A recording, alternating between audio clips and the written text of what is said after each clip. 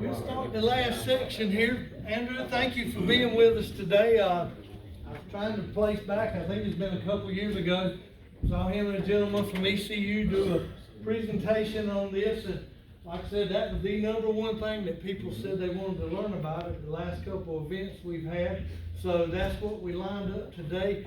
He's going to pull up a little different presentation that's in your book, but I think a lot of the slides will match, so you'll be able to take notes along the way. But we'll go ahead and turn it over. Mine? Oh. Yep, and let you get started. Thanks for making the drive today. Hey everybody. Brian was so on the ball that he asked for a presentation slide like 2 weeks ago. And it's just the work that I'm doing, it's like things that are always kind of changing. I'm changing things, thinking about things differently. And so I even was updating a few slides there when I came into the room. So what I'm gonna, I want to do it this way.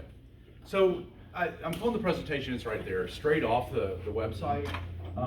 But to make y'all aware of where the resources are that I do in my job for NC State and Cooperative Extension. I've got a web portal, and if you just type in Farm Law NCSU, I'm betting that, yeah, it's going to come up to the top. Our Extension IT is really good about that stuff.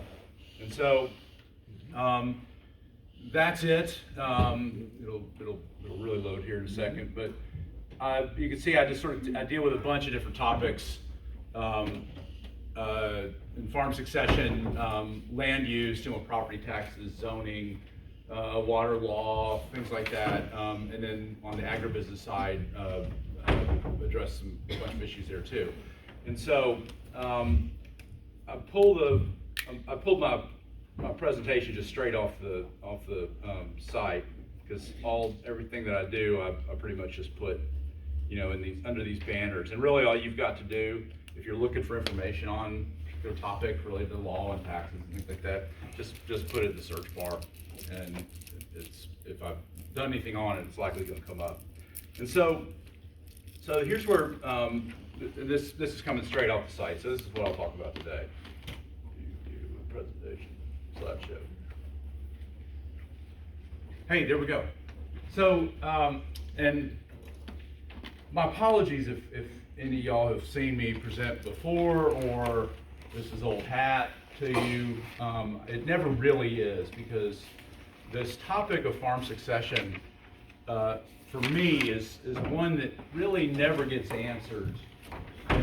It's answered in a specific time for a specific reason, depending on what's going on in your life and variables in your family and all that, and with your farm.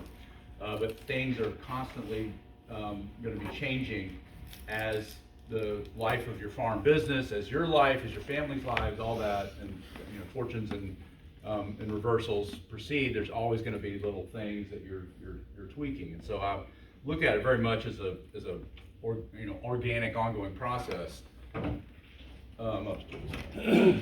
So just to tell y'all who I am, why I'm earn a little bit of credibility with y'all. So I don't call myself a lawyer anymore. Even though I still am, I'm still licensed. Do a dabble of practice here and there for the clients that I used to represent. But I came into agriculture about 20 years ago with my law degree, wanting to work in agriculture, wanting to work around farms, wanting to work around rural natural resources. And so I came in through the nonprofit sector, really very much on the conservation side, and then with the real goal of having a private law practice. And that's what I did. I practiced out of Hillsboro, where I lived, where my family had settled, and up in Orange County. And but I had clients from Currituck County to Clay County. And so I was just constantly driving around the state and doing that. And I don't know if it ever really penciled out, but I was able to pay the mortgage with it. And then NC State called, the position in ARE that my mentor, Ted Fitzhanson, held, opened up, and when that call came in, I was sort of like, yeah, that makes a lot of sense for me at my stage in life and what I want to do, because it also allowed me to branch out and start exploring a lot more topics that weren't driven by that client coming in the door in that particular time, even though that's what was teaching me what I think I've sort of learned. And so at NC State, 50% of my job is extension, 50% is teaching. So any year, and I teach the 2-year law course in the Ag Institute. I like that because there's a higher percentage of kids that are coming straight from the farm in that. With the 4-year program, we'll get a broader mix. But I teach courses in agricultural law and environmental law. And so I showed you the site, but just in terms of resources, this is what I do. I'm working on revising that book with some colleagues about farm succession planning. This one, Tobacco Trust Fund funded it. I've used it as a vehicle for throwing in a lot of templates that I used when I was in private law practice. Things like option agreements, different types of lease agreements, LLC, operating agreement language, trust language, things like that, in order to help the folks who've now inherited the land or now have come into it because their parents gone. Now a lot of times those folks could be in their 50s and 60s at this stage, but still they've got co-tenancy to sort out. And that's a lot of what drives this topic on farm succession, is avoiding or doing the best you can to allow if you have a firm that is going to continue on, what I'd call a going concern farm, one that's large enough, you have enough acreage, enough equipment, have enough access to land to keep it large enough for 2 generations to operate on that same within that same firm. Then that to me is really all about channeling the assets to that successor. I got some observations that I want to get to. I'll talk about that. Just some examples of some of the fact sheets, just stuff that I put up there, and I'll link them throughout the presentation. So so I want to make a little bit of a pitch to y'all. This is for Cooperative Extension. This is for my program. What I've been trying to do more of are these things I call land summits. Because sometimes folks will say, "Hey, can you come out and do a program on farm succession planning?" In my experience, it is more helpful to you. This topic, I think, will update you on some things and give you some thoughts. But really, if we're talking about the topic, I really like partnering with the grower associations to do something a bit more intensive, where we're dealing with a lot of the different aspects of it, even family communication. When folks say, "Hey, come out to the county and talk about farm succession," I'm like, well, let's make it a bit bigger, because usually at the county level, there's going to be a lot of questions about just land in general. What's going on with present use value? Get the tax assessor to come in and explain how they're managing the program, conservation programs, zoning. I'm going to Pender County in a week or 2 to talk about solar.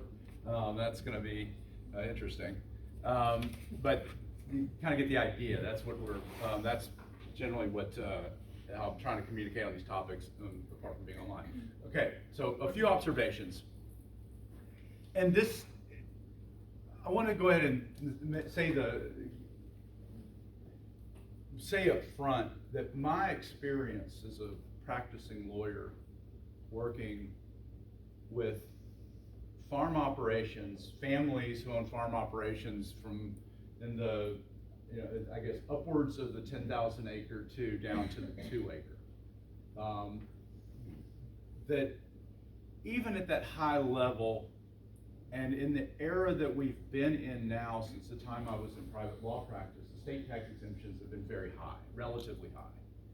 So I never really developed the experience that you might get at Smithmore Leatherwood or Parker Poe or a big white shoe firm like that in Raleigh, where you've got somebody that's doing a lot of really fancy tax stuff, that's moving all this assets into annuities and doing all of that. I just don't have that experience. My experience working with the size farms I was working with, which again I considered relatively large, and because there was never really an estate tax concern, not in that window, not in that time where we're interfacing as client and lawyer, and so my view on it became that we can do this by making the concerns that we normally have about taxes at death, state taxes, make that secondary. And the primary is really how are we going to use these legal tools that we have available to channel the assets to eventually who needs to own them. And on top of that, and I put this here, I didn't. In my experience, I never really worked with a client, regardless of the farm operation, that was making the decision to channel all the farm assets, which was the majority of the wealth, sometime in that family, to somebody who was going to stay in the firm. I always saw parents treating their children as equally as they could. Now, if there was a bad issue in the family and something had happened and somebody had run off and quit the family, maybe that's a different decision. But even then, I saw folks navigating this, or I try to help folks navigate this by dividing things up relatively equally, because that was usually one of the number one goals. And so I say, try not to give heirs undivided interest in land. All I'm saying there is, for the going concern farm, if you have the family mix where somebody is coming along and is at least has a plan to do something with that land or needs the family land, the equipment would be helpful. As best as possible, if you own multiple parcels, make decisions on individual ownership for those parcels, and then try to connect them together with a contractual buyout program. When you put heirs, I call them heirs, I'm not using that word really correctly, but those that inherit from you, on the land together as co-tenants, that's going to make it a little bit more difficult to sort out those interests, given the diverging families that now own that land, their fortunes, and what they want out of the legacy. And so some of my most satisfying experiences in practice were to sit down with the client, and I had already pulled up through GIS all their pins, everything that they owned, and going through it and dividing up the land that was the good farmland, setting aside the timberland, maybe for somebody else, but doing things like that, but trying as best we could not to just say share and share alike. Here it is, y'all sort it out. 90% of the time, maybe it works. It's a little bit more risky though if you have a going concern farm that needs those assets and needs control of them. So, estate taxes. I know I was sort of making light of that, and I do not mean to, because we have in this era, like I mentioned, that really started around. It was in I want to say in the President George Bush, that first tax law that they did back in the early aughts got the exemption up to like near 5 million. I'm forgetting the term, and then that jumped somewhat during the negotiations between then President Obama and the I believe it was a Republican Congress at the time, got it higher. And so President Trump and the Republican Congress got it up to a point, I'll reveal the figures in a little bit, but $13 million per person, per individual. And so this year it's 26 million per married couple, for fully portable exemptions. That sunsets in 2 years, and it goes back to 5 million. And so that puts more people in that range of, okay, I may have accumulated enough land, my equipment portfolio, maybe in the $2 million range. I might have that whole life policy I bought from Farm Bureau that might be up, upwards of $1 million. All these things sort of add up. My hunch is that the trend has been to keep the exemptions high, but that could end. There's a lot of trends in law that have been beneficial and sometimes otherwise that last for a couple of decades. As Brian was pointing out, even with commodity prices, there's going to be, even law does that. So that's something to keep in mind.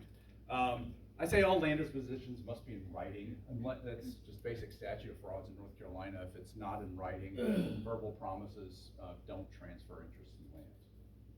You can certainly, I'll put up my example on ag tenancies in a minute. Always be careful of your present use value when you're transferring, making decisions about transferring property. Down this way, probably not as big a problem if you were in Johnston County or someplace like that. Might be a little bit more of a problem because the land prices in those counties are going way up relative to the use value that you get for ag land, which stays relatively down in this area, but development prices for property are going way up. And I started off saying that, hey, this is a process. And I also say, and this, I don't know if this applies to you all in this room, any of y'all, but I've seen a number of situations where one of the driving goals is going to be, you know, this is family land, don't ever let this go out of the family, or don't ever let this be developed for solar or for residential development or things like that. And I always give folks caution about saying things like that, and if they set it up to where somebody else can make that decision, and that's how it ought to be, in my mind, then I think the family has a better chance of getting along later. I think there's a lot of pressure that comes down with the responsibility for keeping family legacy land inside the family. And it's a worthy goal.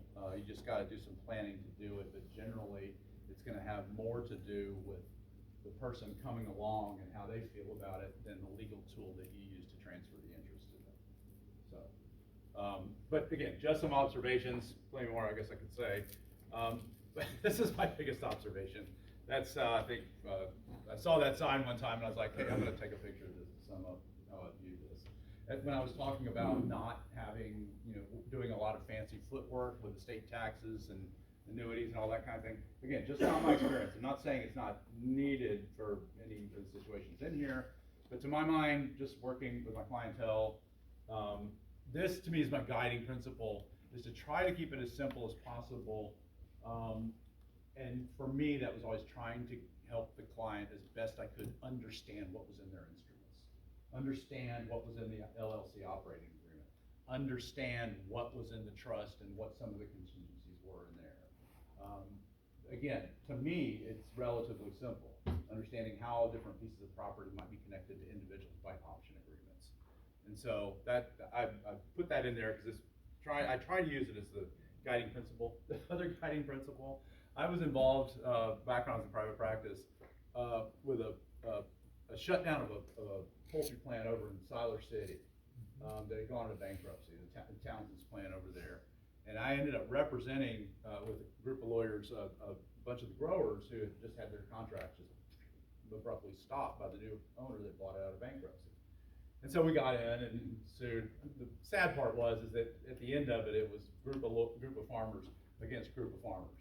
We had one group that was really trying to get it all, and then a bunch of others who we represented that weren't. But I remember one email was from a pullet grower that said, can't make it perfect, make it flexible. And to me, that's what all these instruments are. Particularly when you start getting into things like trusts and LLCs and things like that, is that you have a lot of flexibility to work with over time. And again, the best experiences I've had, this is even after coming to NC State, is when I get a call from a client somewhere out east and say, hey, this has changed. My daughter's son has decided not to come into the farm. And so I want to go ahead and make some changes about where the land's gonna go and different things like that. And it's easy, you just change the language, it's internal, but it can be very flexible. Good breath. Comments, questions so far? And feel free to interrupt me, challenge me. These are all just my thoughts and ideas. And so if something that doesn't quite land well, hit me with it, and you know. So farm succession planning in general, again, if one of my colleagues was in here who doesn't have the law background in doing this, would probably do a lot on communication and all of that, and even the business planning side. And the business planning side is critical because it's all about having enough assets to generate enough income. But to me, from my perspective, it's really a property disposition plan. That's why I approach it that way. And again, I said this, you heard me say this earlier, equal treatment of children is very, very strong. And as a practitioner, as somebody, in extension out in the counties, these questions, under this umbrella of farm succession, comes up just limitless scenarios in families of what people want to do, assets that they own, land that they have, the reasons they own that land, all sorts of things. And so I'll say it's difficult because it's not something you want to think about a lot. It's not as if the farmers that I was working with were, worrying about this all the time. You've got a lot of the things you're thinking about. And just every once in a while, something would happen to remind you and say, this is what we did. This is why I paid that guy to do that work. And then go in and do some tweaking of it. So I'm only putting that image down there, which I borrowed from our friend at ECU, to just say that yes, this is all about generations and all about fortunes and changing fortunes in life. Multiple goals of farm succession planning, seen all these, and I can't necessarily say that they're incompatible. In fact, I sort of feel like that they all apply in some little bit of measure.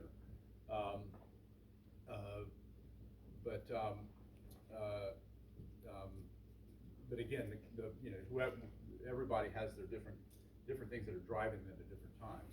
So obviously, and this is as far as I'm going to go into the financials, which I thought Brian handled well, is that at the end of the day, really, for a going concern farm, there's just got to be enough land in the area to be able to rent. Sure, you purchase more if you can, but really, it's going to, for a commodity operation, there's just going to have to be enough land that you can add acreage to increase the income coming in. And that's like duh, you didn't need to tell us that. But I was sort of throw it out there. It becomes critical when me, Andrew, working with clients in the urbanizing areas, or again, places like Harnett County, Johnston County, places that are kind of around Raleigh, that land prices are going up and people are selling their land to residential neighborhoods. And that's another field that's gone out of availability. And so it gets harder and harder. I just had sort of a heartbreaking discussion with a client who, in their generation, this is what they've done. I had a number of clients who started, again, they're close enough to the urban areas to do this, developing agritourism operations out of the family legacy land that they had. Also growing tobacco, growing commodities, but increasing the revenue on the footprint they had, and their sons are in it now, coming out of NC State, but they're sort of lamenting that they know that the land base is not necessarily going to be there to continue a relatively large scale commodity operation. It just continues to shrink year by year. So I don't know what the answer is to it. Life insurance works. When I say that parents want to treat their children equally, this is one of the primary vehicles, at least in my experience. I always had a very good relationship with the Farm Bureau estate planners. Well, I'll throw that pitch out there on behalf of Farm Bureaus, that if you're a member, you can call them up, and they have these three folks, one in the east, one in the middle of the state, one out west, that will sit down. This is one of the things that's in their toolbox, of course, because that's what Farm Bureau is in business for, or one of their insurance side, but it works. And I had a number of clients get them, while they could, health-wise and with available resources, get life policies to go ahead and balance out the estate so they could send assets that are harder to divide, the farm land and everything else, to other heirs. And again, I'm just putting things up here. You're like, you really don't need to tell us that, Andrew. We already know. But you're not giving us an answer. You're just saying that this is the question. Let's see. So let's do some very basics on property, and here's where I'll go for the balance of the presentation. I'll do some 101 on how property is transferred, some of the tax consequences, and then move us through dying with it. how it passes through your estate, whether you have a will, how you make use of a trust to distribute it instead of a will, and then move into more of the current management stuff, which are also transfer devices, limited liability companies, because they really work well, in my mind, in farm succession. And forgive some of the elementary nature of this. I left some slides in I was doing a presentation for extension agents the other day. And just, as I am with the 4-year college students, just educating, can't help it. And so, just a review of property titling. And I always, in every audience, there's always, some measure of benefit that comes from just taking a look at this, about how the two different ways that real property is titled. And I say real property, let's put the equipment and everything else, all the personal property aside, just focus on the land for a little bit. You have two basic categories. You have the tenancy and common ownership, and then you have these joint tenancies. This joint tenancy with right of survivorship, when you own it with one or more people, 2 or more people, it's rare now. It was something that developed out of English common law, where people would deed land and said to so-and-so and so-and-so as joint tenants with right of survivorship. Unmarried, 2 people. And that all that means is that when one of the owners dies, the other just owns it outright. They have right of survivorship, they own the whole thing. Now, again, I've not come across this in my time. I have actually recommended it to 2 brothers who had no kids, nothing, but they had this farm in Kentucky that they just did not want to go outside of them. And so, where it is relevant, though, for our purposes, is tenancy by the entireties, and that's just married. That's marital property. The presumptions in North Carolina that if both of your names as a married couple are on the deed, then it is tenancy by the entireties. It doesn't have to say to so-and-so and spouse as tenants by the entireties. If both of those appear on the deed, and they're married, it's assumed. And again, that's limited to 2 people, right? Because you can only have 2 people in a marriage in North Carolina, under North Carolina law. Inherited land, and I put that in red, is not marital property. Land that comes down on your side or your spouse's side is not going to be necessarily jointly owned unless you take the step to redeed it. And that's done all the time too. You just take the land that you have, that you've inherited, that's yours, and you can only do this if it's only yours. If you own it with a sibling or someone else, then you have to get their interest to be able to do it, and that's not as easy. And so just redeeding it from Andrew to Andrew and Laura, that converts that property into tenancy by the entire property. And as such, it's land that does not go through your estate.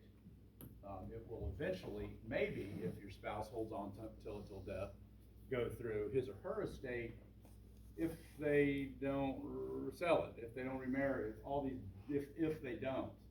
And so one of the challenges in farm succession is that a lot of times the farm's going to be built out of land that has come down on one side of the marriage, and it's not that the folks love their spouses any less.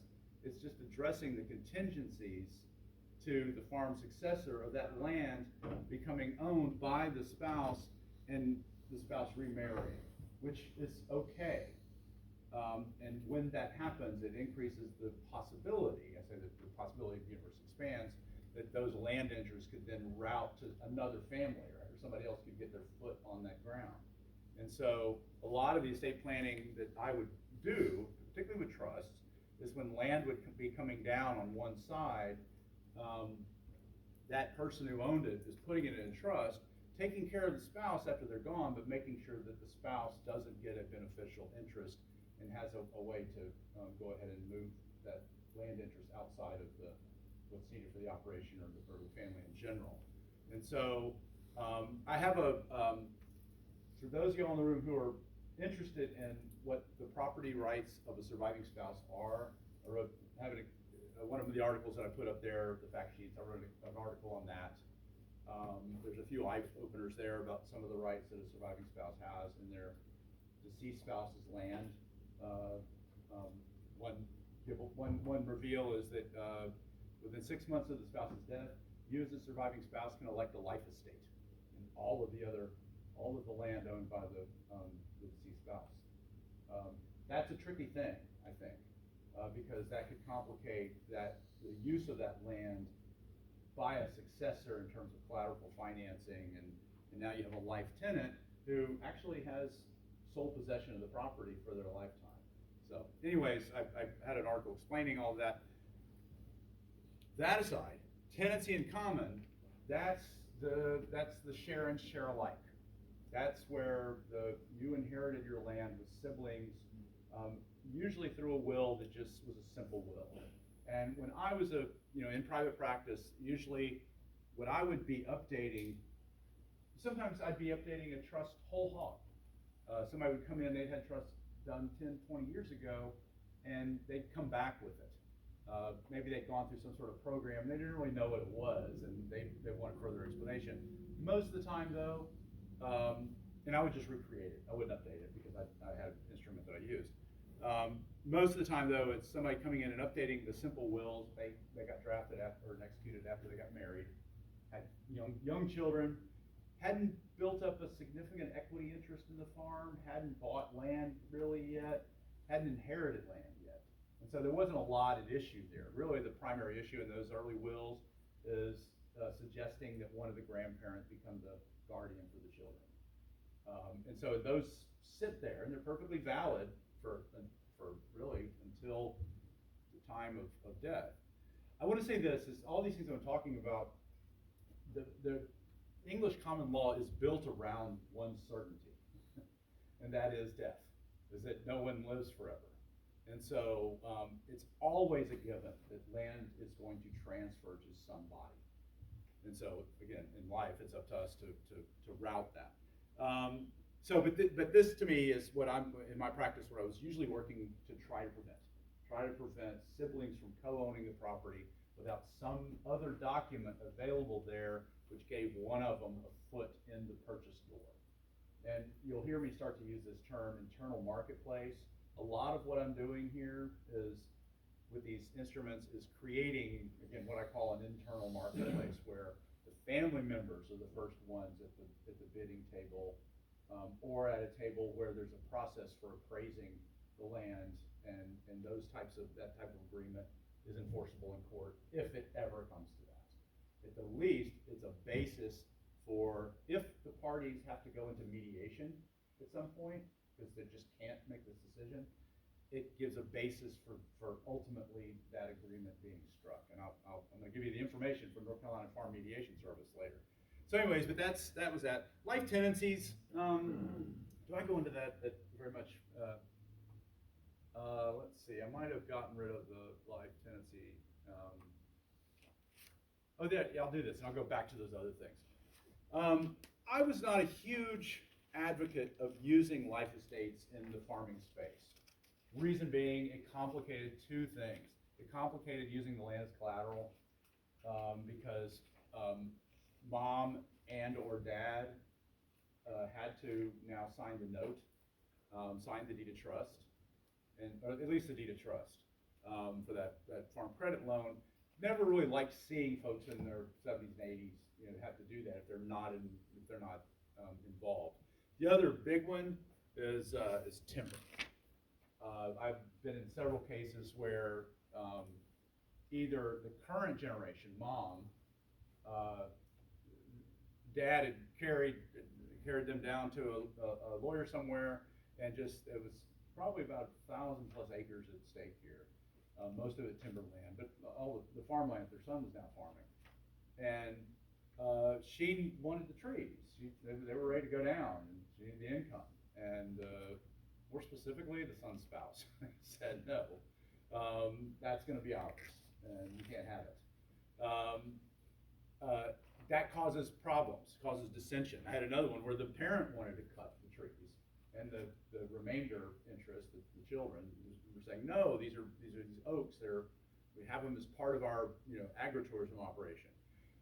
North Carolina, we are fortunate to have this little section of our partition statute, which normally will scare us to death partition statute, because anyone who co-owns that property with us I don't like calling it a right. I only like calling things that are in the United States or the North Carolina Constitution's rights, that we change by a complicated process of amendment. I view these things as sort of privileges that we've given ourselves through our elected representatives. One that we have is that if you're a life tenant, you can file a partition action and sever the timber, have it cut down.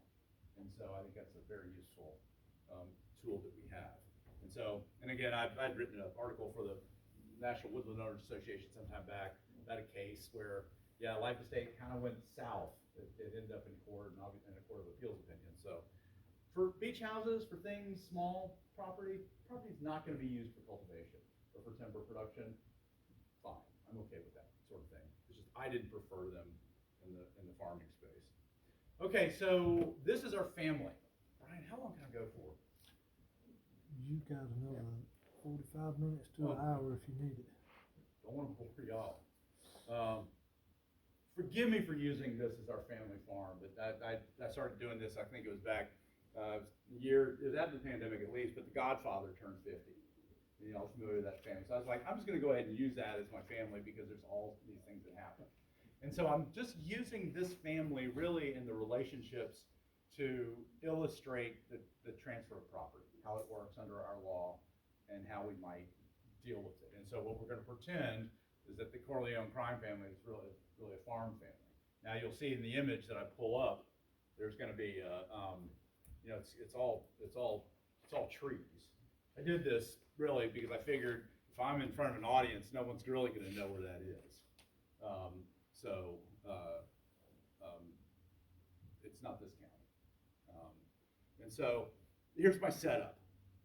And I'm using the old dates because I was just trying to stick to where we were and keep that lineal line with my knowledge of the movie. And let's say that we have 3 parcels, A, B, and C, that are inherited by Vito. Those came down from however they did, but they are his only. After his marriage to Carmela, Vito and Carmela purchased D, F, and E, D, E, F, those parcels. So you have 3 parcels that Vito's brought to the marriage, or he inherited them while they were married, but under North Carolina law, they're not marital property. So he owns them in fee simple.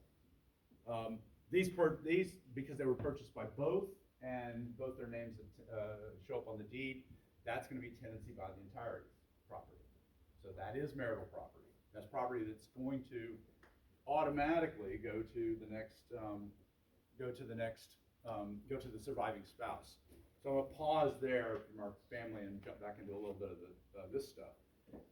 I always say there's only 3 ways to get rid of property: you can sell it, give it away, or die with it. And each has a different tax impact. For a sale, and when you're looking at how sales are viewed by the law, it is complete relinquishment of rights. This becomes more important when we talk about gifting land, because gifting land, I've seen situations where the deed was transferred to the children as co-tenants, and I was like, oh, why did I do that? But Dad stayed, and he kept all his livestock, and it was still his farm. And so the issue came is that when you gift land, this becomes your tax consequences. And forgive me for those of you who already know this, that your basis in the land is, what is it? What's your basis in the land? Anybody know what that is? It's the value of the land at the time you either purchased it, it's the equals the purchase price, or purchase paid, or the value of it at the time you inherited it. So if you inherited the land in 1985 or whatnot, its basis is what it was in 1985 plus what you've added to it, capital improvements, buildings, things like that. Those do add on to basis. Well, if you gift property, then you are also gifting your basis, meaning that when the donee, the person who you gave that land to, goes to sell it, they are going to have a larger capital gain that they have to pay, because the difference, depending on how long ago you inherited it, is the value of that value is relatively gonna be way down here. The price may be, that they sell it for, may be up here. I'll have some numbers in just a sec. And of course, at death, that's gonna be our, the estate tax that we worry about, from time to time. I've just revealed our figures. I'll talk about the $18,000 figure in just a sec, but you see now it's indexed where we can give away a gift of I can give each of y'all $18,000 and not have to report it. And of course, our death time exemption, which is also our lifetime gift exemption, is now up at 13.6. And I guess, I don't know what the number for next year is, but obviously 2025 is gonna be our last year under the current Tax Cut and Jobs Act. So that's what we have to watch, but that'll likely go up to 14 million, something like that. And I'm always, I know this is quite cliche, but you've heard people like me who get up and talk about this and congratulate you if you're in this category and have this worry, because it's, to me, it's a significant amount of wealth. And so let's deal with this first too. I have heard that statement said. And I use that to mean, how are we going to keep this land without having to sell it for elder care expenses? There isn't a cake and eat it too solution in my mind. There is, if you, when you're relatively young enough, and under current law, it's 5 years in advance of when you're going to need elder care money, when you're going to need to have either home assistance or go into a more intensive care situation, not on the home, not in the farm, you have to give that property up. You have to divest yourself of it. I've already noted that giving away doesn't really matter so much to you tax-wise, but it does to whoever you give it to. But when we talk about Medicaid, and that's what we're talking about, and I never ever say that this is folks' plan, that hey, we want to somehow go on government assistance so that our wealth may survive. But when I hear the question, that how do we do this without having to deplete assets for elder care, that becomes part of that's baked into that question or that concern. And so I always remind everybody, if that's part of the plan, that still has to be there from a federal policy and state policy perspective. And so, but there's difference. There's property that that keeps you from qualifying for Medicaid. But there's property that's exempt from qualifying, a certain measure of farmland, your home, things like that. And the law is very vague about how many acres attached to the home, about how much can you exempt from qualifying, meaning you can still own that land and still qualify for Medicaid. And there's rules about who lives there and things like that. But I'm distinguishing that from recovery. Even though property may be exempt, that doesn't disqualify somebody from getting Medicaid, it's nonetheless recoverable by the county health department after you die. It's like you don't need it anymore. And so it's recovered in order to pay back the money that's been paid for the person's care over the remaining years of their life. And I'm of course referring to but it's still a 5-year rule, meaning you basically have to have divested yourself of the assets and be very poor before you file the application. Otherwise, you get kicked for a number of years. Long-term care insurance does work. I've seen it work. It's not cheap, but it is a solution. Without boring you all with the details, I feel like I did successfully manage this one time. Maybe you'll remember this when I'm talking about trusts. Mom had some land up another part of the state and sold it on a note to the children, to one of the children, their spouse, and on a note. So they sell her finance deal, right? So she's got money coming to her on plus interest. Well, we put that note in an irrevocable trust. So she basically was giving it up.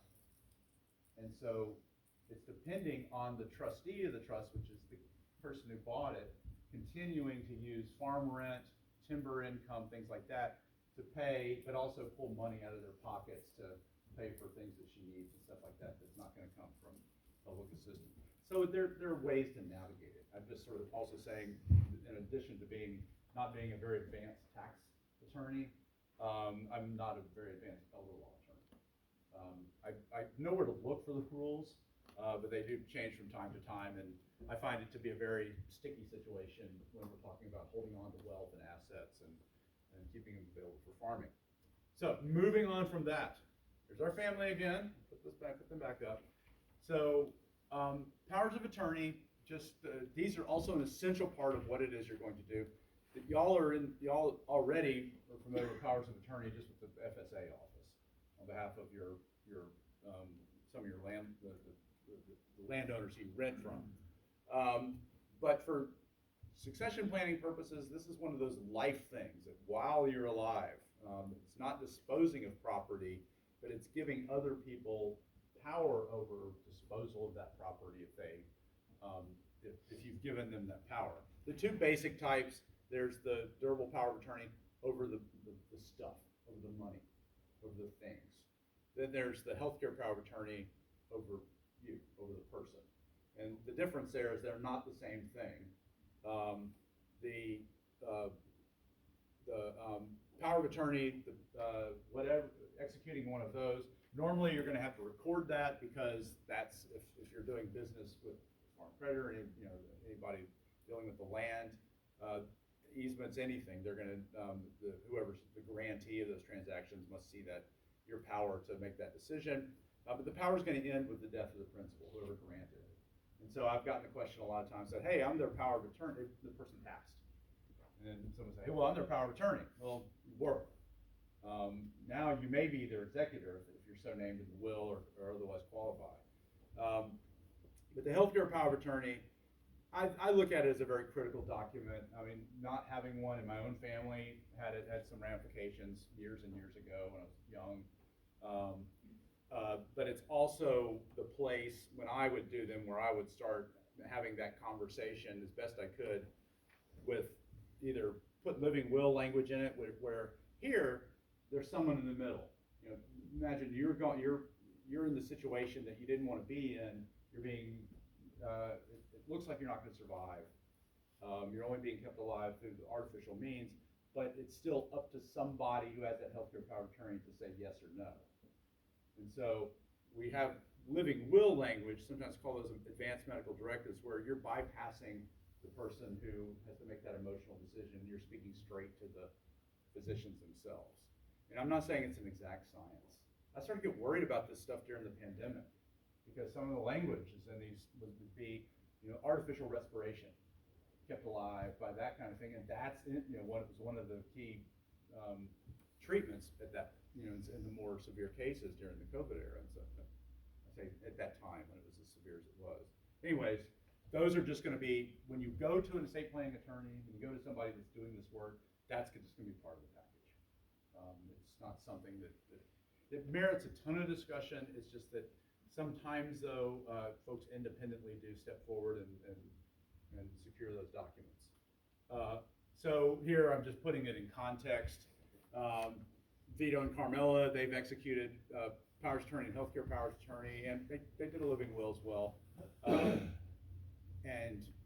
They normally, how I would do these things, I would just name the spouse as spouses each other's POA, or attorney in fact, as we call it.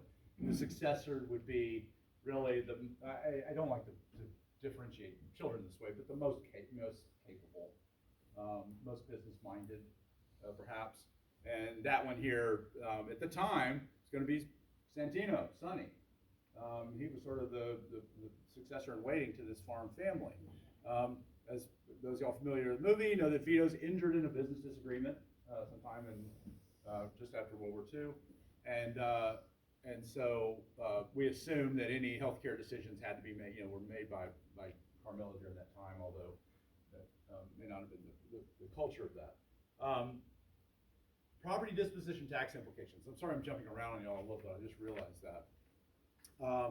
here's where we are. I've already done the reveal that, we are at, for gifting of property, we are at a lifetime gift exemption of $13.61 million. You'll notice that that figure there is the same as the figure here, because it's the same thing. We call it a unified exemption. For every dollar that you dip into during lifetime, in terms of gifting value of property, land, whatever else, is deducted from this amount here at death time. How does the IRS know? Well, under the Internal Revenue Code, we have this really handy thing, this annual exclusion. And this year it's been indexed up to $18,000. It goes up every year. And what that means, it means that if I had the resources and the inclination, I could give each of y'all something of value just below $18,000. And I could give everybody else in this church congregation that also. And I would not have to file a gift tax return. I would not have to let the IRS know that I've done this thing. Now I'm saying that because I don't know if even in amount under $18,000 you have to file a gift tax return. My understanding is no, but I hope I'm not wrong. Your accountant absolutely will know. But what that means, if I do that, I have not dipped into this amount here. And I can, it's January now, next January I could do the same thing. I can't give you any more the rest of the year, but I've done that. So, but when you do gift something and you're north of that amount, you are reporting it to the IRS on a gift tax return on April 15th, and the IRS now knows, attached to your Social Security number, that they are that if a state tax exemption is filed at some time later, they'll know that figure has diminished some. And I'll demonstrate how this is used in farm succession using an LLC as a transfer device, because it's really convenient to be able to transfer that type of value based on help from your financing appraisals from Farm Credit and folks like that about what things are worth, and it's evidence that you're making the right decision if you ever get audited down the road. Probate costs, I want to throw that in there because we look at that as a death time transfer. That's levied on personal property. So probate costs themselves, the percentage that the county charges to handle the estate, it's capped. I think there's any clerks of court in here, or anybody that's recently done a estate administration. It's capped at about 6.5% of the value, something like that. But there's also ways to reduce that cost too, using a trust. But it doesn't apply to land. The only reason we put land on the inventory for an estate is that in case there's not enough liquid assets there to pay off the debts that the executor is bound by law to go out and discover by publication. So that's our tax implications. I don't think we need to really do that. Oh yeah, so yeah, here's my example of basis, carryover basis in action. I've got land in 1985, $1,500 an acre. It's now worth $8,000 an acre. Capital gain that the person who sells it is going to be that. If property is held until death, which I didn't mention that, but at death, still under the Internal Revenue Code, the owner of the property gets a step up in basis, raised up to from the basis at the time they bought it or inherited it, appraised at the time that they breathed their last, and that becomes the new basis in the property. So it's a very, very strong incentive for folks to hold on to that property until they until the land itself can get that that step up in basis. And so, I mean, under $1,000, that might not seem like that big a deal, but that's per acre. So I did do it that way. And what we still have in farming, I'm going to say there's at least two. There's others that are related to use of a conservation easement when you've donated some of that value. I'm not talking about that today, but you still have LLC valuation discounts that you can take advantage of if you're, again, up near that worrisome range of the state tax. And we still have section, did I put it here, 2032A, where we can, cram down is a bankruptcy term, but we can sort of force down the value of the land to around, I think the current figure is $500,000, something like that, for the real property that's being transferred, with the catch that it has to remain in farming for the next 10 years. Now, how often is the IRS checking that? I don't know, but that's the catch. But in a farm succession situation, you sort of take that as a given too. So, I don't know if it has to be farmed by your family or you can rent it out, but that's likely the case. Don't need to really go into that. So let's talk about disposition at death. Can move quickly through this. You die one of two ways, either with a will or without. Dying with a will is called testate. And that your will, assuming that it's been properly executed, is normally going to be accepted by the county clerk of court when your next of kin, whoever it is that takes that will down there and gets and starts the probate process. They're very hard to overcome, or at least get there's a lot of case law about people being successful in overturning someone's will. But it's a very high mountain to climb. It usually requires a very young caretaker. It usually requires the person making a late in life drastic decision to give all that property to a caretaker, things like that. And of course, the folks challenging the will are going to be the children who give something out. But imbalances in the estate, somebody got more and things like that, that's not going to be the basis for overturning a will. And so if you don't have a will, the state has one for you. We call that intestate succession. And sort of as an aside, if this is a topic that interests you or you feel like you're in that type of situation, NC State, we've partnered with A&T to do a series of heirs property workshops coming up throughout the next half a year. And so I wish I had the schedule, because I'm trying to think of how close we'll be. I know we'll be in Robson County, not necessarily close to here, but I don't know if we'll be down here in Kenansville. But anyways, it's a complicated formula in Chapter 29 that just really goes into if the spouse is alive, this is how much he or she gets. If there's children, this is how much he or she gets, and the children get, and then on and on and on. It's just this long descending formula of distribution of property. And so generally, I think I'm on firm footing when I say this is not the plan for transferring farmland where the goal is to continue it in use.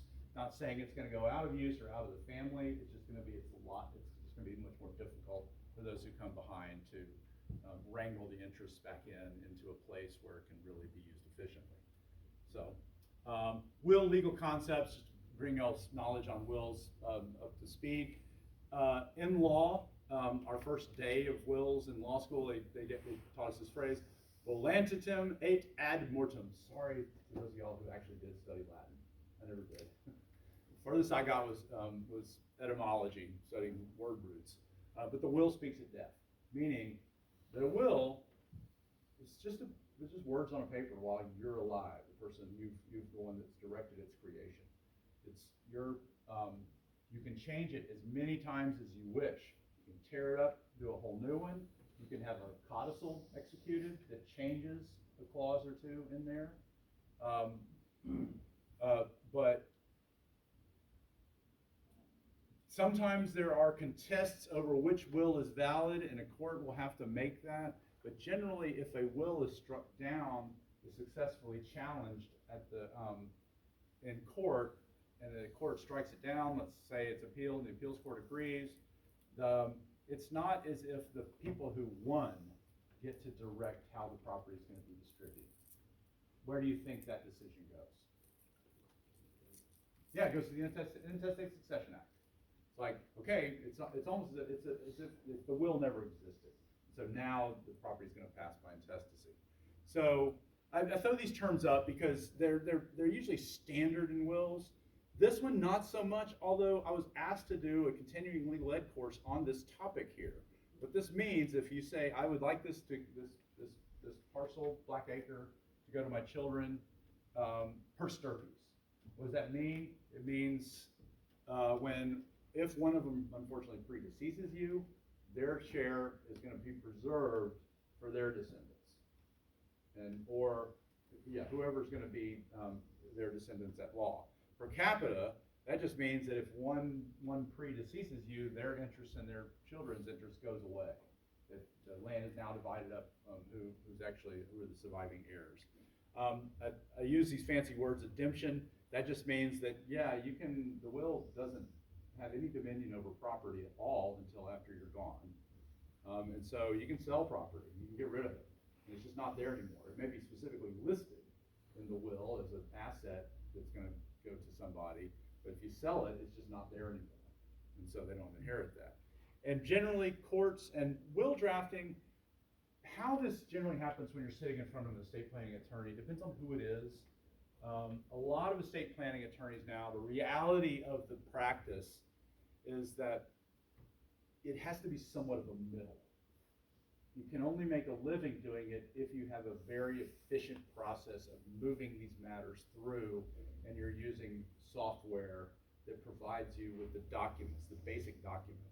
So a lot of times you might go in the office and you fill out a form, and someone's going to input that data either directly or manually, download it or do it manually into a program, and that program will then, you get trust, will, power of attorney, and it will, those documents will come out. Now, what their job then is to sit down with you and go through those and insert the language needed to accomplish the purpose of the farm succession goals. I didn't use the program. I didn't want to pay money, frankly. And I also did it because I wanted to learn about the language. I wanted to see, that was the creative part of the work, was what the client wanted to happen and seeing how I could write it in words that could be understood and would be enforceable. But what I'm saying there is that might be the experience that you have. And there's nothing wrong with that. One of the jobs that I'm trying to do by publishing these papers and stuff is to bring some of those clauses that I used in trusts and LLCs and such, leases, into the public sphere so those people can access those for different situations. But generally, I guess I prefaced this point by saying all that, is that wills come in a lot of different, it depends on who's drafting them, can be very different.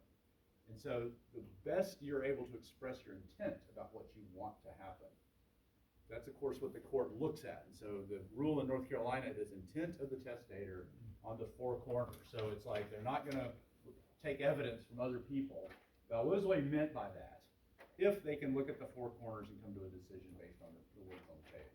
And so I lingered a lot on that. Valid wills, again, this is not something you're necessarily doing yourself unless you want to write it up. It's perfectly valid in North Carolina by statute, called a holographic will. The reason that we have them typed up and then we have a notary sitting up at the front desk and then two other people in the office come in and they witness it is that if we have that, then the clerk of court, when that will is presented to them, the clerk of court doesn't have to ask any questions, really, about where are the witnesses, these are signatures, things like that, because the notary has done that job already. They're licensed and approved by the state, and so it's we call it a self-proving will. It just means they don't need to ask any further inquiry about who signed it and all that kind of stuff, because the notary did. But holographic wills, there was a recent change in the statute. It used to be where you had to find that handwritten will in some sort of place where valuables were kept, or valuable files, or things like that. And I would always tell, before that change, I would tell folks that that's not the barn or the dashboard of the pickup truck. It could be if the court agreed with whoever was trying to get the will validated, but somebody challenging it could say, hey, that doesn't quite measure up to that standard. But they removed that, and now the holographic will is in your handwriting and you sign it. I don't know if it has to be the same ink, but it has to be the same handwriting. It's perfectly valid. And if you talk to a clerk of court, they get those all the time. I actually did write a small piece during the, again, I keep referring back to it, that the time in April, May of 2019, 2020, when you couldn't, this was something that was concerning and you couldn't get to you might have a half-drafted will or something, you were in the process or something like that, and it was causing anxiety. And so I just want folks to know that this is available. Go back later and get it done as a self-proving will, but that is one way to settle those affairs while it was on your mind. Okay, so here we are. We're back to this. So facts have updated. We know that Sonny is predeceased. Vito in another business. He didn't survive that business dispute. So basic will disposition, this is your normal will. I devise all my estate to my spouse, and if my spouse predeceases me, it goes to my children per stirpes, and these are the children. Well, here's a result, is that we already know that Vito's half of the marital property is just Carmela's outright. But the other A, B, and C that he owns has gone to Carmela by virtue of the will. Now, it's deemed to have, the title is deemed to have transferred at the moment of his last breath, but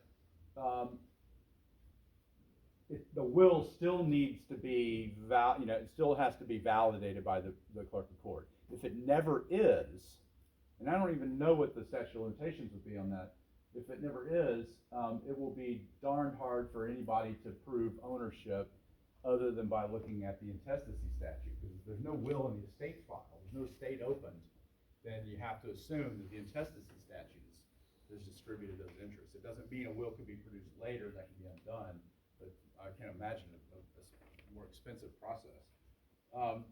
And so, here's where we end up. So Carmela's got it all, and again, she's free to remarry. So what if Carmela predeceases Vito?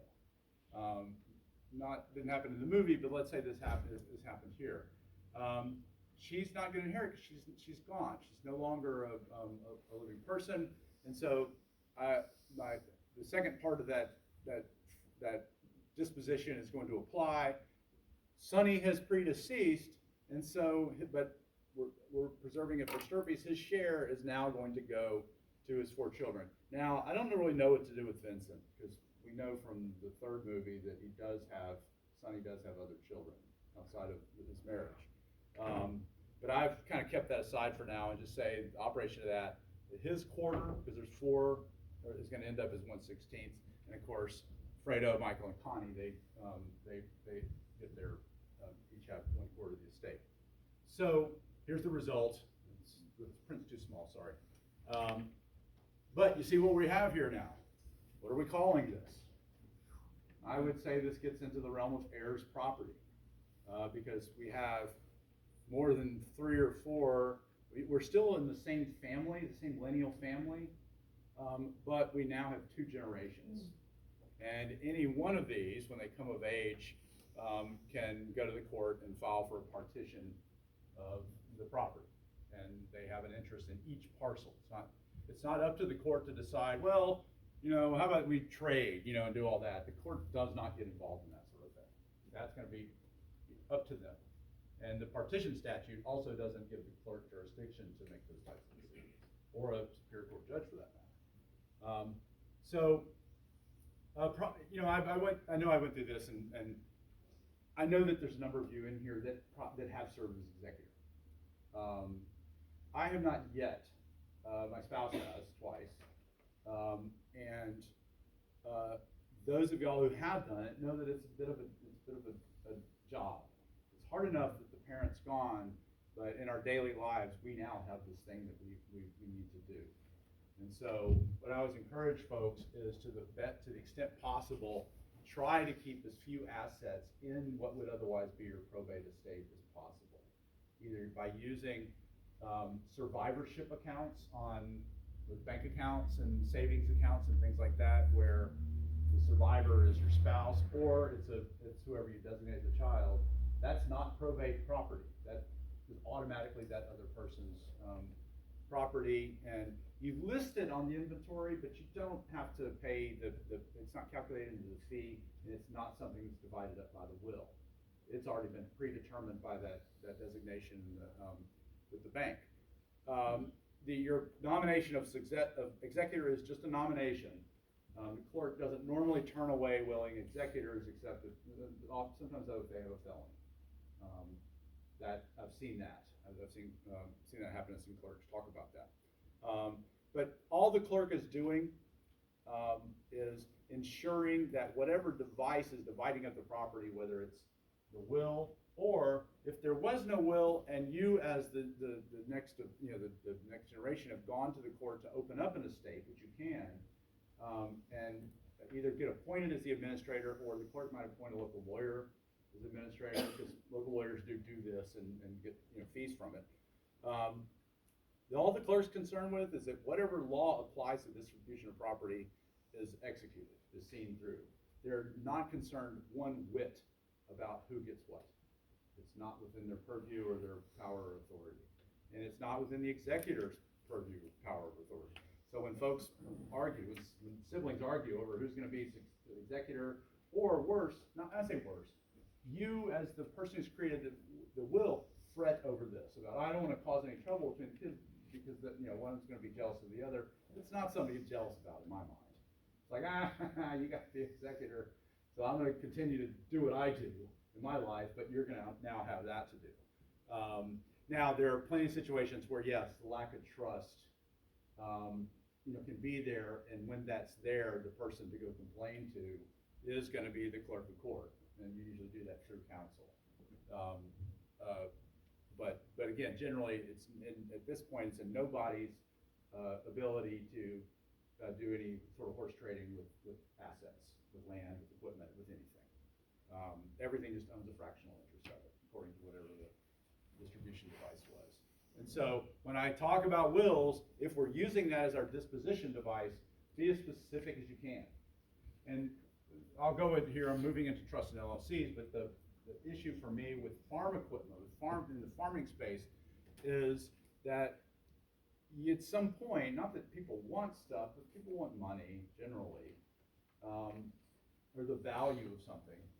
And so identifying things to a non-objective term like farm, farming equipment, things like that, or what were assets of the farm, and inventorying all of that and showing it it's a little bit, it's more work than you could do it a different way. And so again, land is not a probate asset. It drops like a stone through probate. That's how the clerks put it. So done this, done that. Oh, here we go. Okay, intestacy. So yeah, the state has a formula. We have empowered our legislators to craft that formula. And so Vito dies without a will. Carmela's alive, but notice that under the intestate succession, she inherits only 1/3 of the land that he brought to the marriage. 1/3 interest. She now owns it in fractional shares with everyone else. Because the way the intestacy law works is that, yes, with real property, only gets a fractional share because there's children. If it's just Carmela and there's no children, then Carmela does get it all. But if there's one child, then she is sharing that interest with one or more children. And so notice, though, I changed this here with the personal property, with everything that's not land. By statute, she gets the first 60,000 and then gets 1/3 of everything else. But think about that in terms of 1/3 of what? Yeah, it's 1/3 of every piece of farm equipment, 1/3 of every animal, 1/3 of the grain in the bin, 1/3 of everything. And so, and then it gets more challenging because now the shares are divided up as a 2/3 share, a 1/12 here, a 1/12 here, 12. Yeah, they're getting a 1/12 of both the personal and real property. But then look what happens here.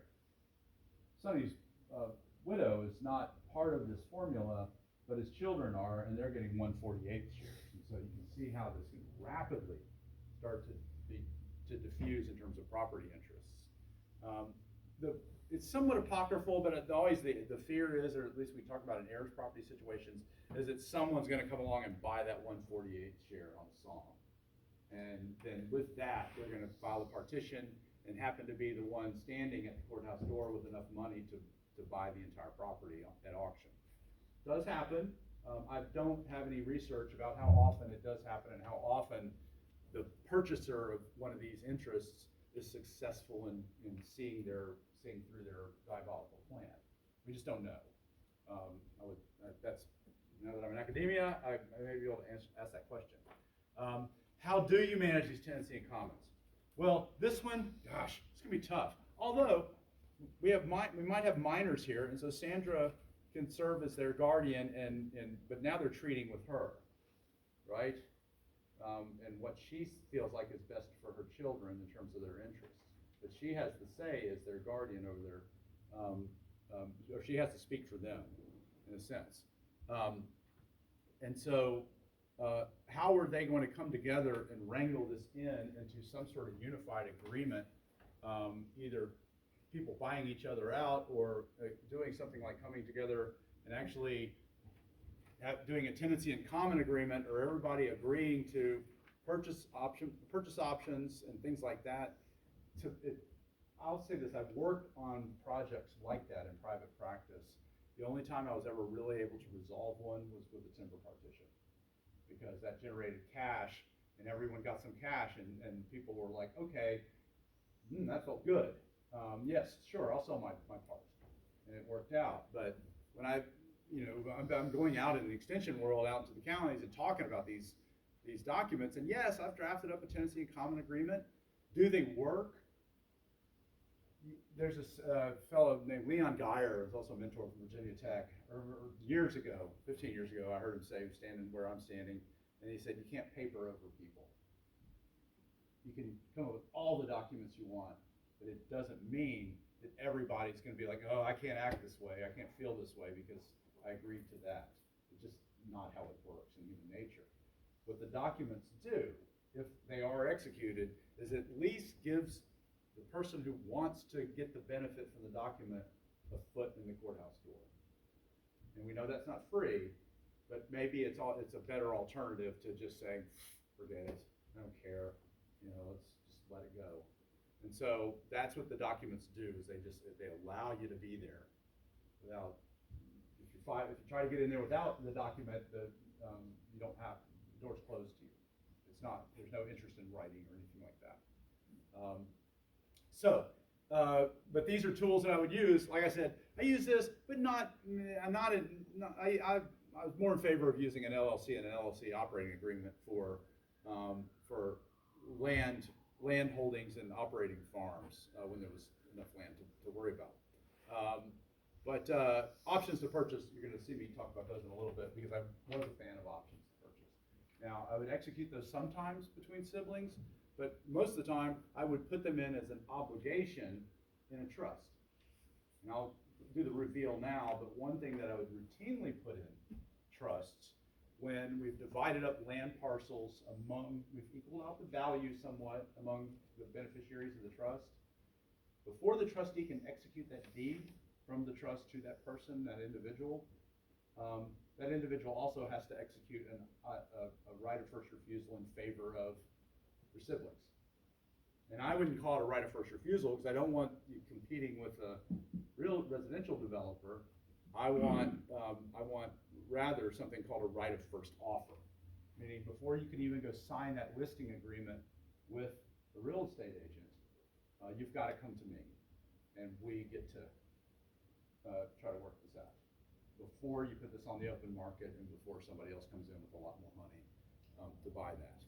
And so that's what I favor, and I would do those, and I'll show you where they are.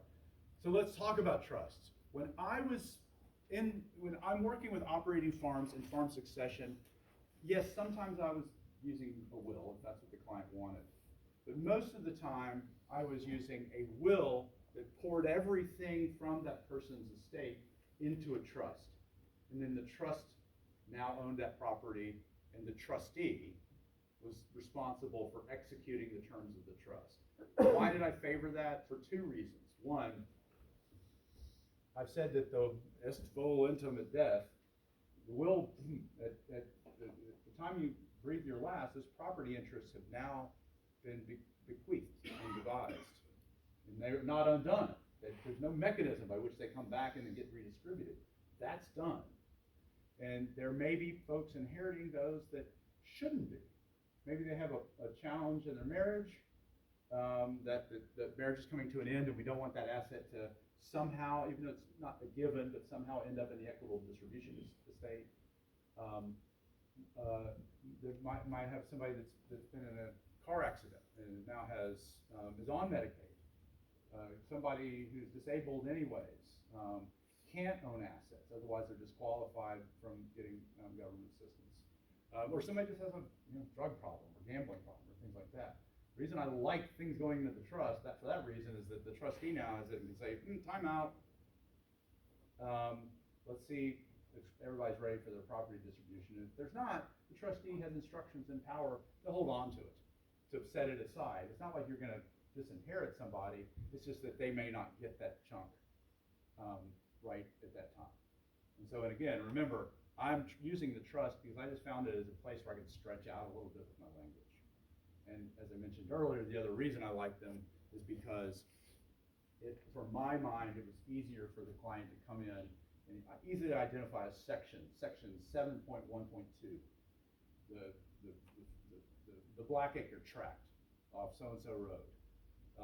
Yeah, I want to change that and put that in this person's bucket rather than who it was going to for whatever reason they had.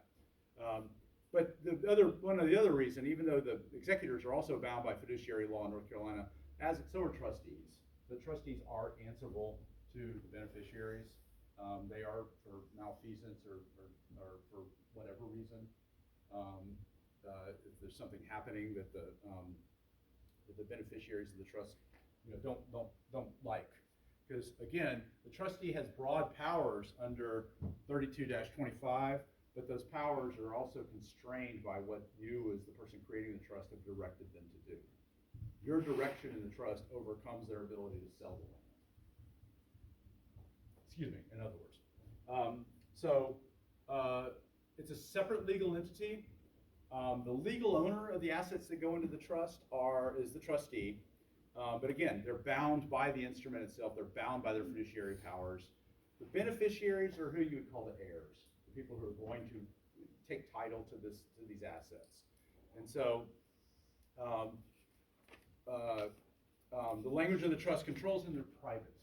The will goes into the estate file, and then anybody can walk into the estate division of the clerk of court and see who got what. Sometimes, that's maybe there's value to that sometimes, but I know privacy is a concern sometimes with folks. But the trust is private. In your will, when you say all of my assets, wherever situated, go to the Andrew Branan trust of, I describe it. The executor on the inventory form is just as that for the heirs, the list of heirs, you're just going to put the name of the trust. And that becomes the end of the discussion, at least the end of the inquiry from the clerk of court, because there's an heir. They don't have jurisdiction to then go and raise the hood of the trust and see, hey, what's going on here? That's not all they care about is that all the money that's gone on the inventory, all the assets that have gone in the inventory, are certified by the executor of that will to have gone into the trust. Now, often the executor of the will, if it's not, is going to also be the trustee of that trust, because generally in families your bench is only so deep. It may be the person that's running the farm, it may be somebody else. I'm jumping ahead with some of my slides, but these are thoughts about trust. There are two basic types. In farm succession planning, this is what I always use, or almost always. Because one reason is I don't want to sit there and ask the client, say, hey, you got to give it all up now. Turn it over to the trust. Because tax-wise, that's a gift, and you're losing your control. And you're still doing this when you're in the, again, in the productive years of your farming time. You're still the one that's putting your signature on that note, and you're still having to use that to leverage the equity in that land. And so you become the trustee. You've created this. You're the trustee, and you can change it as needed and do really whatever. You can put whatever property you want into it while you're still alive. You can take whatever property you want out of it or put nothing in it. knowing that eventually it'll be funded through the pour over will. Now back during, well, let me do the other ones. Irrevocable trust, that's when you can't serve as trustee. That's when you have given up your property. You've put it into the trust and someone else, even though the trust is written and you get the income benefit. Trees are cut, you get that benefit. Rent comes in on the land, you get that benefit. Your operation account, maybe an LLC interest is in there, you get that draw of that particular interest. Or it goes to the trust and the trustee is instructed to pay that to you for your, whatever you want. Irrevocable trusts are often used in advanced care situations where you need to get rid of property. Insurance trusts, because again, the whole life value, that $1 million face value of that policy under Internal Revenue Code gets added to your taxable estate. And so that it adds money to that. By placing the contract in the trust and making the trust the beneficiary, or I suppose you can keep in the contract the payees in place, but it removes that value from your taxable estate. We have other types of trusts, special needs trusts. I do get asked sometime about dynasty trust. That's the type of trust that lasts forever. Now that used to not be possible under an ancient English common law rule called the rule against perpetuities. Most states, at least North Carolina has, and a bunch of others, have abolished it. Why I don't really think forever trusts are a thing is because, again, your bench of trustees, your youngest grandchild, it's someday that's, will they be a capable trustee? What's the mechanism by which the family is going to continue on and on and on? The other challenge of keeping land, especially land and other assets, in a trust very long term is that, as you well know, it costs money to carry land. Property taxes, insurance, things like that. And I've known enough people that have had to start funding trust out of their own pocket to pay those expenses when the land wasn't producing enough income and rent. Now, timberland, if you have a lot of timberland, you will find banks and trust companies that do have departments that manage that sort of thing as professional trustees. Why? Because planning a timber cut is something that is easy to do, and it throws off a lot of money at once. $30,000, $50,000. The bank likes that because what do they get from that? Their fee, they get something. Managing a portfolio of maybe 10 farm properties where you might be dealing with 3, 4, 5, 6 tenants, and just getting per acre land rent, whatever it's going for in the area, 50, maybe out black land is 150. That's not enough money to interest an institutional trustee. So different types of trusts. Of course, the special needs trust, that is for, again, I always encourage folks that if you have a grandchild that is disabled, that you create one of those and have one of those available to come out for their assets to go there. So, I thought I'm going to leave it to y'all to look up this sort of things. I think I've just explained all that. Yeah, I've sort of talked a lot about this and the language of the trust itself, and you'll see me put some of this language in this fact sheet here on the Farm Law website, where I've put some samples of language I might have used in the past, but done different types of things. If the farm's not already organized as an LLC, I might authorize the trustee to form an LLC. Normally, if the client was mine, your farm operation itself was going to be a limited liability company. Whether or not you chose to consolidate your land interest into a limited liability company was related, but another decision to be made. But I'm getting to LLCs here in just one sec. Sure, you can put assets in a revocable trust at will. You can take them out at will. Because you're the trustee, it's not considered a gift, so there's no tax consequence. Just do know this, that anytime you change title on property and it's in present use valuation, you got to tell the tax office and within 60 days of that recording, because otherwise then you've got to go in and convince the assessor that I forgot. I would do this at closing on property. I would do this when I was doing this myself as a lawyer, even though a lot of lawyers, you get a letter and go, just remember, you've got to file this. And when you forget, or for one reason something happens, it's gonna come back on me. It's like, hey, you should have told me, or should have called me. It's like, well, you can put business entity interest in there, you can put land, you can do all that, and you can take it out. And some people choose to do that, and some people don't. Again, the challenges of keeping a long-term trust, trustee succession, but you always have the power and trusts to, one of their uses, of course, if you're keeping land in a lineal side of the family, or at least from your ancestor, you're not cutting the spouse out of the benefit of the land. All the rent, all the timber income can be going to him or her. It's just they're not going to take title to it. It's going to still be there and going to the beneficiaries. For those beneficiaries that can't take at the moment, you can decant their share into something else, and the others can go ahead and get their property and go on with their lives. And so, very, very flexible. A lot of different ways you can use them.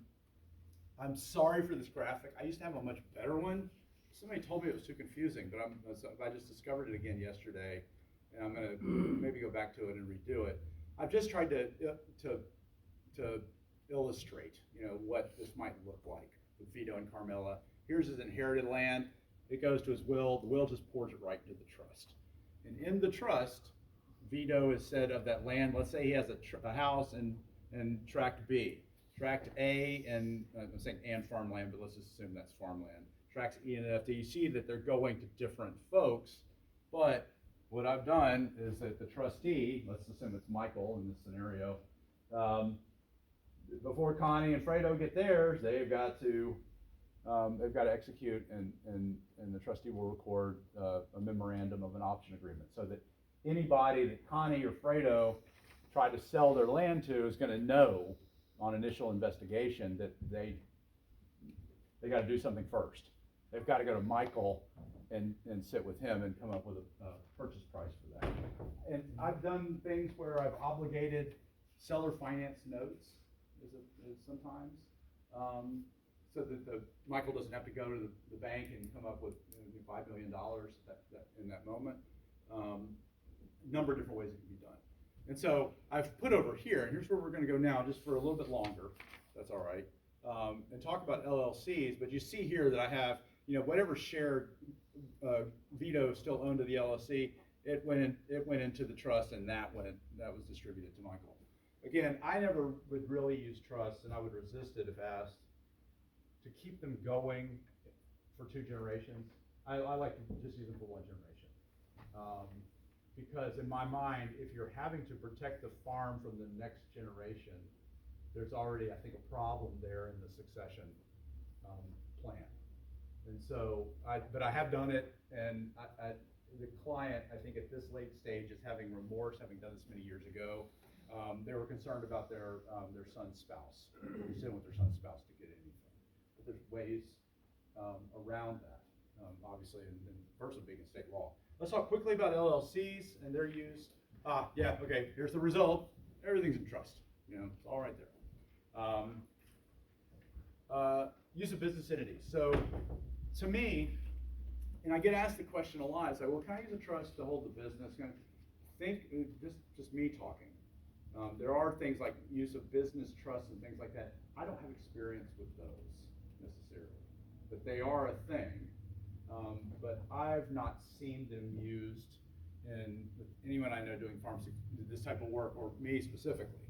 I use trust as a will substitute, as a way to go ahead and divide up the interest in the property after death and have them distributed out. For going concern farming, for family land, when there's family land legacy is an issue, I would use limited liability companies to manage those assets in the present day, transfer those assets over time to a successor, ultimately having that agreement in place, which we're going to call an operating agreement, that whoever inherited or came into an ownership interest of the business entity that owned the asset, there's a contract that controls their ownership. They don't have the ability to partition the property. They don't have the ability just to go out and sell it to somebody or take assets out and do whatever. pretty tightly controlled. You heard me use that term, internal marketplace earlier. A lot of times folks would ask me, and I know that there's a number of LLCs in this room now, multiple on some of your operations. I was with a veterans group yesterday, young veterans coming into farming, or looking at doing that if they get out. And I was talking about this in the sense of like, when do I form my LLC? If you're just starting out, you don't really need to, but sometimes it's good practice on your accounting, on getting into your mind that the assets that you use in farming, the money you spend in farming is separate from the money that you have in your personal life. And so, but I find them to be very flexible instruments. The big catch of them is that there's a $200 fee, which some of y'all know. But file every year. It happens to be April 15th, but you have to file that with the Secretary of State each year. If you go too long without doing that, they'll just dissolve your entity, and if it's not there when you need it, it won't be there. You can get it back through process, but if something happens and you need it for whatever reason, it's not there. You can title land into an LLC. It converts the real property interest into a personal property interest. I would always take the extra step, and I probably explained that there in my sample language document, that you strip that right of partition out. You say that whoever has an ownership interest here does not have a right of partition under state law. So the land is going to continue to be owned by that entity. Why do folks do this? First and foremost, liability protection, organization of business assets. It's an internal thing. If you've got liens on equipment, if you've got a deed of trust on the land, whenever you're moving property, you have to tell the security interest holder, but that's a routine approval in agriculture. But just always remember that the entity itself, when it has an operating agreement, there is a state limited liability company act law if there's no operating agreement. But if there's an operating agreement, that's the contract. That's what controls. And again, it's just paper. Doesn't mean that everybody's going to get along and not operate their self-interest or refuse to do something, refuse to show up, refuse to participate in a meeting. But again, when push comes to shove, it's better than not having it. And so, I say possible vehicle for reducing parents' estate value. That's a long and sustained process, but by those gifts, you can continue to do that. Let's say if land is one of your larger assets and you want to bring that down while still having it, you can do that. And I'll throw up a payment limitation slide here in a second for any of y'all, which is another handy way of using these and bringing in the younger generation. You can use it as operating. You can use it for land, but never the same thing. Never have your land inside of your operating entity. Don't deed your property to your farm LLC. You just want personal property there, and that's what all the money's going into, all the money's coming out of. And again, land LLC, that to me also is a way for, if you've got your lineal family and everyone's sort of there invested, even those that are off the farm, but they're a part of it. They're a part of that land because it's a legacy. A number of families have done that. I've done it also where families that did get separated, did get this tract, they want to put it back together. And so, to my mind, the only way to really do that, and for them to have some measure of structure of management and a way of operating that's enforceable by law, is to use that LLC in the operating agreement. And the operating agreement itself, these are just some of the things you can do. You can restrict who could be members. It can't be a spouse. It can't be, I say it can't be a spouse unless there's a formula in there whereby a certain vote can agree that you can bring in people outside of that line of lineal descent in. But generally it starts out with only lineal descendants of grandpa, some down from that side, or have the right of membership if they get a hold of that interest by gift or inheritance. The operating agreement, it dictates who makes decisions, how matters are voted on. You might grant the manager up to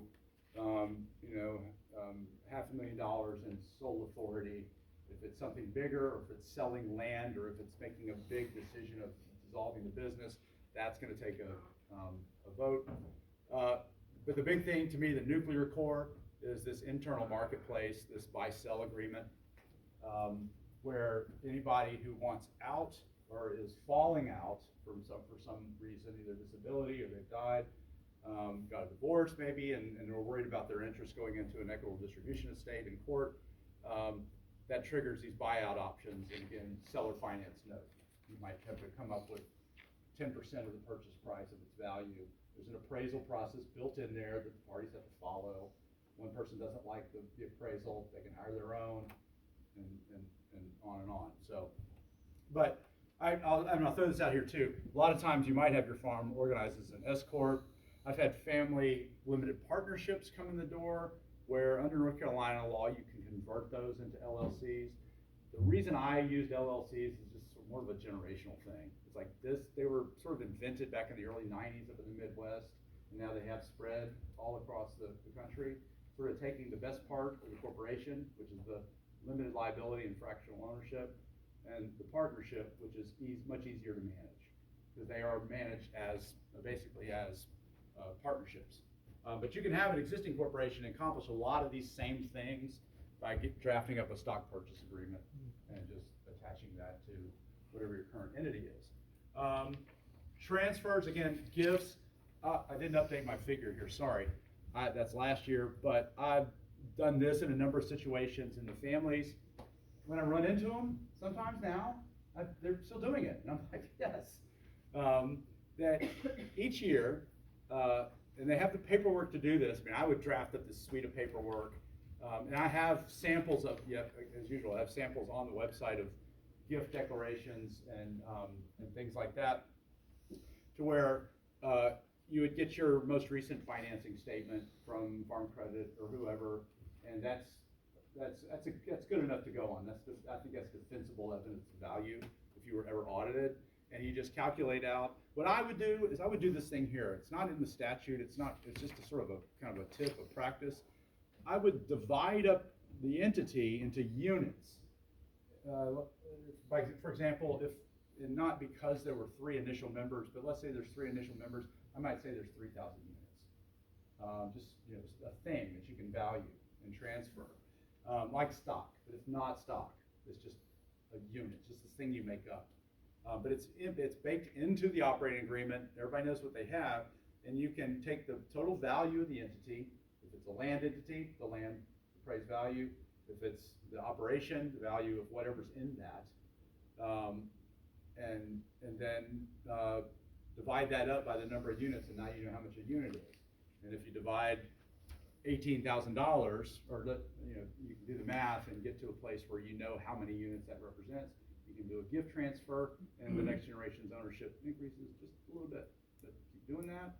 And one trick of it is to do this at the very end of the year, around December, because you can do this on one valuation. You can do it December on the valuation, and that valuation is likely not changed when the calendar flips over to the next year, and you can make the gift effective then too.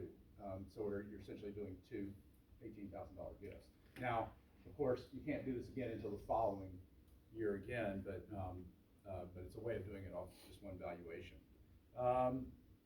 Yes, and again, the lots of different things you can put in here, about how the transactions, how the internal marketplace operates.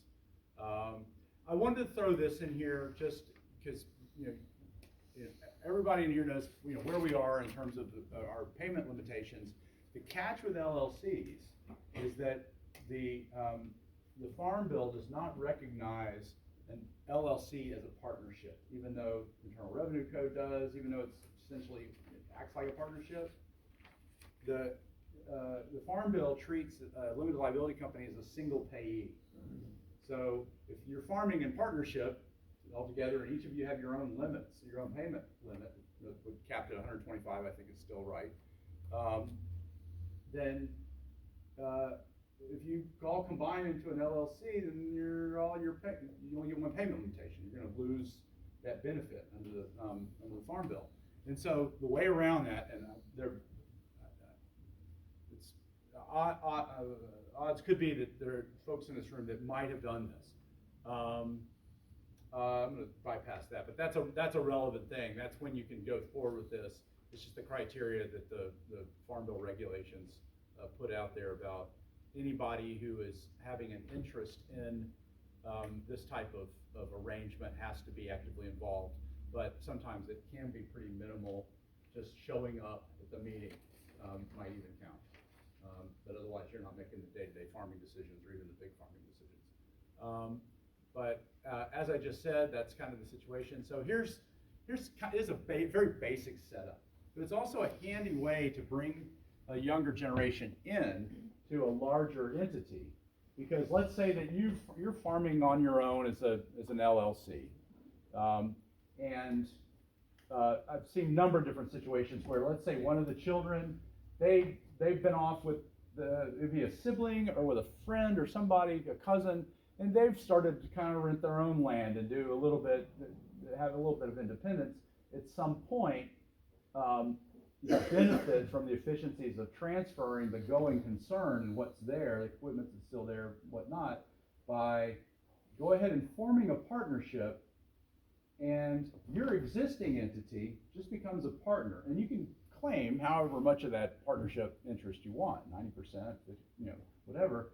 The other two, the successors, whether it's one or two, comes in and everybody they form their own single member LLCs. Because under the regulations, the Farm Bill regulations on payment limitations, single payer, single payee, single payee, single payee. So you now have three times 125, not just one 125 if that's what happens. I've added some things here which I didn't really talk about earlier, and I should have put my connectors of lease, but probably several of you in the room have already taken the step of taking your equipment out and put that in its own entity.